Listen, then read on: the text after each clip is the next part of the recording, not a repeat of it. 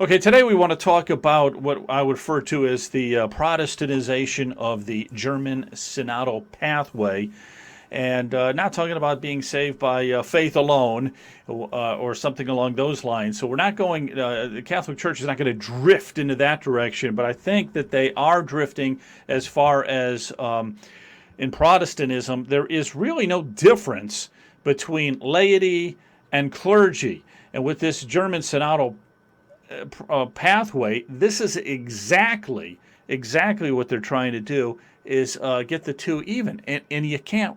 The church just doesn't operate like that. There's no way. Yeah, absolutely. I mean, if you look at the structure of what's going on with the German synodal path, there's four different groups, right? And each of them has a sort of different function. The big one is the synodal assembly. That's where they kind of come together and make all the firm decisions.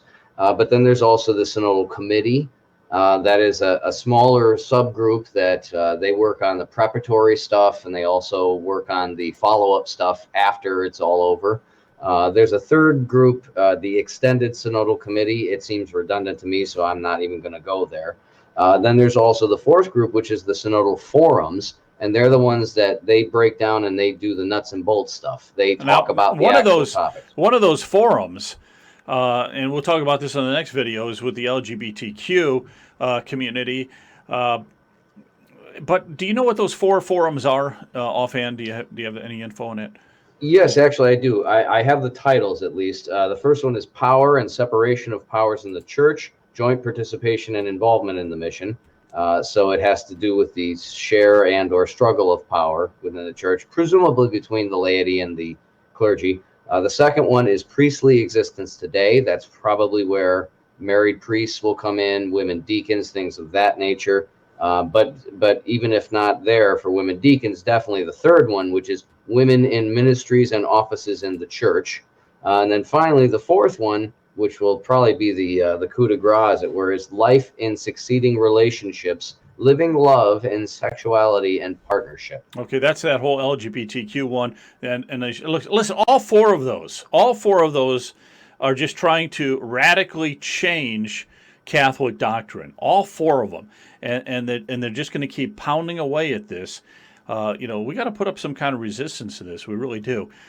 There's an interesting website that showed at the beginning of this synodal process just about where we're going with laity and clergy. If you look at that, and we got it up there right now, the laity are giving communion to the bishops and to the priests in that at that church service. Have you ever heard of anything like that?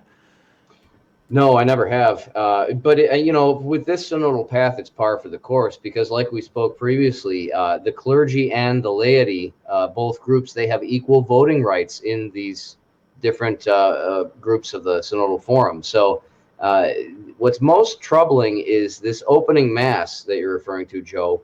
It was the opening mass of the German synodal path, and there's extraordinary ministers giving communion to, I think it was something like 100 or so bishops and priests who they were not dressed in clerical garb. They were sitting there in the pews in their regular clothes. And that's possibly a violation of canon law. It's certainly, at minimum, it's an abuse. But specifically canons 9, But 10. Think about that for a minute, Bill. You've got 100 clergy, bishops, priests. They're not even wearing their collar or anything. They're just wearing street clothes, and they're there, and then they're going up for communion. They're receiving it by extraordinary ministers who, as we said, I think like back in 1968, this started in Germany as a test.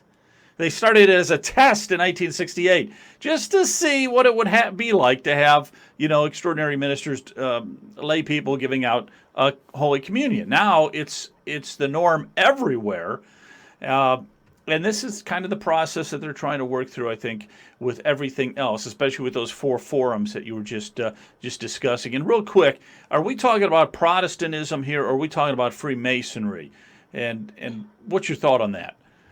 I think we're talking about both. When you look at the equal voting rights of the laity and the clergy, That to me, immediately I think of what Freemasons preach or teach is, the human fraternity, the brotherhood of all mankind, and all that kind of nonsense. So I think we're talking about both. I think that one of the things that Martin Luther didn't realize when he started the Protestant Revolution was that he left the back door open for stuff like Freemasonry and the Enlightenment and things like that. So this is absolutely both of those things. I got you. Okay, so we're going to shut the door on that. I mean, that's what we have to do as Catholics. There's a lot of them like us who are not going to put up with this. We're going to fight this, and we have to grow in our faith and become, as they say, warriors for Christ. Okay, the next video we are going to delve into some of the main characters in this German synodal process and who they are, and we'll get you caught up to speed on all of them. But for now, have yourself a good night and God bless.